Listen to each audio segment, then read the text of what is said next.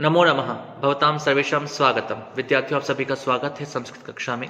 और आज हम आपसे चर्चा करने जा रहे हैं स्वप्न वसुदत्तम, जो कि बीए भाग प्रथम के पाठ्यक्रम में है, उसके पंचम अंक के बारे में।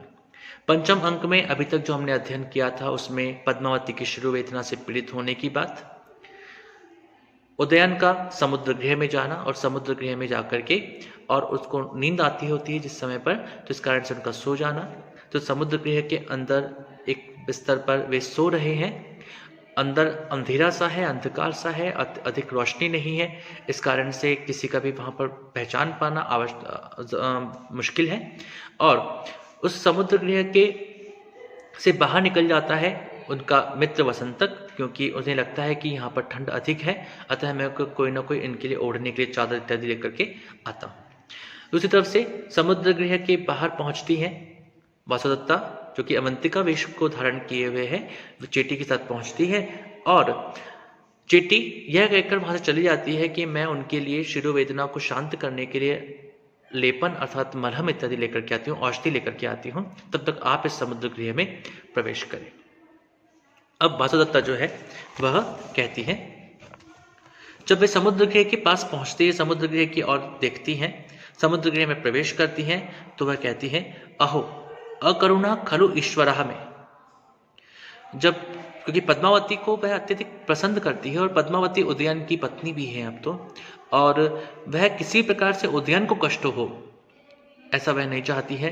पद्मावती का कष्ट उदयन का कष्ट है, इसलिए वह अत्यधिक दुखी है और वह दुखी होकर के कहती है, अहो अकरुणा खलु ईश्वरः, यह ईश्वर बहुत ही अकरुण है, बहुत ही निष्ठुर है। विरह पर्युत्सुकस्य आर्यपुत्रस्य विश्राम स्थान भूता एयमपि नाम पद्मावती अस्वस्था जाता। जो विरह पर्युत्सुक हैं अर्थात विरह की वेदना से अत्यधिक व्याकुल हैं, ऐसे आर्यपुत्र अर्थात उदयन के विश्राम स्थान भूतायम, यह विश्राम स्थान अर्थात मनोविनोद का जो एक समय आया था, एक पल आया था, जिसके माध्यम से वे फिर से हंस पा रहे थे, मुस्कुरा पा रहे थे, खुश हो पा रहे थे, उस स्थान में भी, उस समय पर भी पद्मावती अस्वस्थ हो गई है। देखो उनकी जो पद्मावती है अर्थात जिसके कारण से वे अब प्रसन्न थे, अब वे थोड़े खुश थे, अपने जीवन को फिर से धारण करने की उनमें सामर्थ्य आ गई थी, उस वो पद्मावती भी अब अस्वस्थ हो गई है, रोगी हो गई है, बीमार है। यावत प्रविशामि, ये बात सोचते हुए वह प्रवेश करती है। यावत प्रवेश, चलो मैं अंदर प्रवेश करती हूँ। और जब वह प्रवेश करती है तो प्रवेश करते ही वह वहां की स्थिति देखती है, क्योंकि जब वह स्थिति वहां की देखती है तो वह देखती है कि वहां पर अंधकार सा है, अच्छी कोई रोशनी नहीं की हुई है। तब वह कहती है, अहो परिजनस्य प्रमादः, अरे ये सेवकों का कैसा प्रमाद है, कैसा आलस्य है, जो इस स्थान पर जहां पर राजकुमारी आई हुई है, पद्मावती आई हुई है, उसकी ठीक से सज्जा भी नहीं की गई है, उस स्थान को ठीक से रखा भी नहीं गया है, यहाँ पर अच्छी से रोशनी भी नहीं की गई है। वह कहती है, अस्वस्थाम पद्मावतीम केवल दीप सहायाम कृत्वा प्रत्यजति, अस्वस्थ पद्मावती को केवल दीपों की सहायता में, दीपों के सहारे छोड़ करके चले गए हैं। इयम पद्मावती अवसुप्ता, और वह उस शैया पर, उस बिस्तर पर एक व्यक्ति को सोते हुए देखती है, क्योंकि वहां पर रोशनी बहुत कम है, केवल दीप कुछ जले हुए हैं, इस कारण से पद्मावती को ही वह समझती है और वह कहती है कि अरे यहाँ पर तो पद्मावती सो रही है। और जब वह पद्मावती को वहां पर सोता हुआ देखती है, वास्तविक रूप में वहां पर पद्मावती नहीं, पद्मावती के स्थान पर कौन है, पद्मावती के स्थान पर है उदयन। लेकिन वे उदयन को नहीं देख पा रही है, क्योंकि उन्हें पद्मावती के बारे में ही बताया गया है, इसलिए वे उस अंधकार में उनको पद्मावती ही मान करके वहां पर आ पहुंचती है। और जब वह पद्मावती को सोता हुआ देखती है तो वह सोचती है, यावत उपविशामि, चलो मैं इसके पास बैठ जाती हूँ, शायद मेरे बैठने से इसको अच्छा लगेगा, अथवा अन्य आसन ग्रहण अल्प एव स्नेह प्रतिभाति। तो इस प्रकार से वह जहां पर जब देखती है तो कहती है कि यह एवं पद्मावती अवसुप्ता, तो यहाँ पर पद्मावती सो रही हैं, और वह कहती है, यावत उपविशामि, चलो मैं इनके पास बैठ जाती हूँ, अथवा अन्य सन परिग्रहेण अल्प एव स्नेह प्रतिभाति। अब उसने सोचा कि जब हम दूसरा तरफ एक व्यक्ति के पास अब जो कि हमारा बहुत अधिक प्रिय है, बहुत अधिक हम उसको प्रेम करते हैं, स्नेह करते हैं, तो पद्मावती तो मेरी दोस्त है, पद्मावती तो मेरी मित्र है। यदि मैं दूर की तरफ में आसन ग्रहण करूंगी और उस पर बैठूंगी तो उससे थोड़ा सा कम स्नेह लगेगा।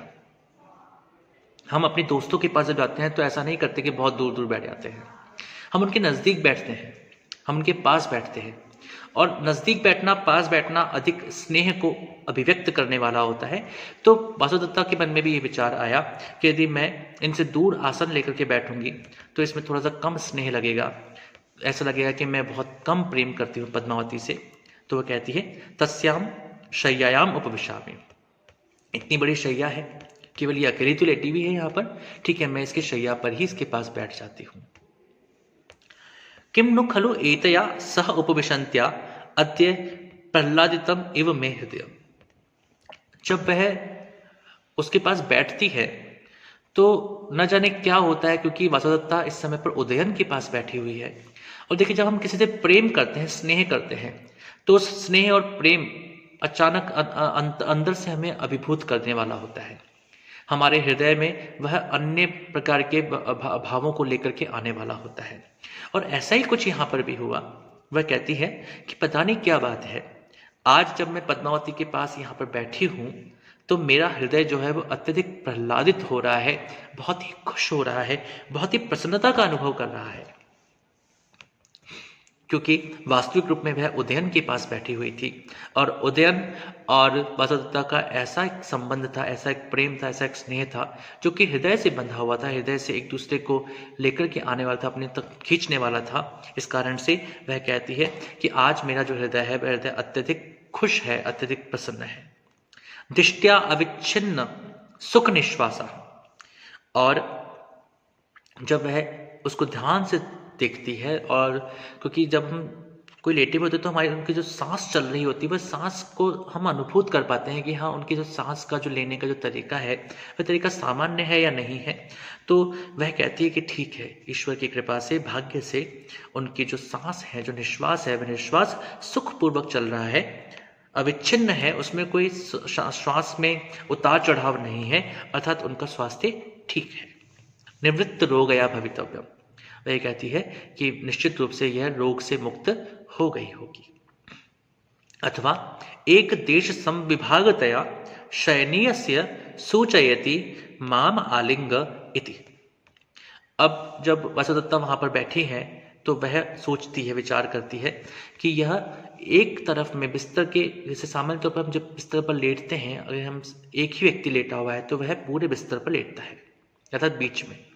लेकिन जब हम चाहते हैं कि हमारे साथ भी कोई हो तो उस स्थिति में हम एक तरफ लेटते हैं, एक तरफ विश्राम करते हैं। तो यहाँ पर भी वासुदत्ता के मन में ये बात आई कि शायद पद्मावती जो है वह बिस्तर पर एक तरफ लेटी हुई है, इसका मतलब वह चाहती है कि मैं उसके पास बैठूं, मैं उससे अच्छे से बात करूं, वो चाहती है कि मैं उसका आलिंगन करूं। शायद एक भाग में सोने से मानो यह कह रही है कि मेरा आलिंगन करो, मेरे पास बैठो, मेरे पास रहो। और ऐसा सोच करके यावत शैष्य, ठीक है, मैं इसके पास में लेट जाती हूँ। तो वासुदत्ता सामान्य तौर पर पद्मावती को अपनी छोटी बहन मानती है, और छोटी बहन मान करके उसके मन में ये सब ख्याल आ रहे हैं कि जैसे कि एक बच्चा जो होता है, उस बच्चे के पास जब बच्चा बीमार होता है तो बच्चा चाहता है कि मेरी माँ, मेरे पिता मेरे पास हों, मेरे पास लेटें, मुझे सहलाए, मुझे प्यार करें। तो बस वैसी ही स्थिति यहाँ पर वासुदत्ता और पद्मावती की है। और पद्मावती उसका जो स्नेह और प्रेम है वह प्रेम भी कुछ इसी प्रकार का है, इसलिए वह सोचती है कि चलो मैं इनके पास है सो जाती हूँ, इनके पास ही विश्राम कर लेती हूँ। तो आपने देखा कि किस प्रकार से पद्मावती और वासुदत्ता जो है वह वासुदत्ता पद्मावती के प्रति पूर्ण निष्ठा, पूर्ण प्रेम के साथ वहां पर उपस्थित होती हैं, और वह कोशिश करती हैं कि किसी प्रकार का कष्ट पद्मावती को नहीं होना चाहिए। और उसकी स्वास्थ्य को देख करके वह काफी संतोष भी करती है, लेकिन वहाँ की जो परिस्थितियां हैं, वहाँ की जो स्थितियां हैं, उनको देख करके वह नाराज होती है कि इस प्रकार से पद्मावती को अकेले किसी को छोड़ करके नहीं जाना चाहिए था और अब उसे अकेला पा करके वसुदत्ता प्रयास करती है कि कम से कम मेरा स्नेह तो उसको पूरा प्राप्त हो, और इसलिए वह उसके पास पहले बिस्तर पर बैठती है और बैठने के बाद में वह उसके पास लेट जाती है। अब जैसे ही वह लेटती है तो वसुदत्ता तो पद्मावती मान करके ही लेटी है। अब जैसे वह लेटती है, आगे घटना क्या घटती है इसका अध्ययन हम अगले वीडियो में करेंगे। तब तक के लिए नमो नमः, शुभम भवतु, पुनर्मिलामः।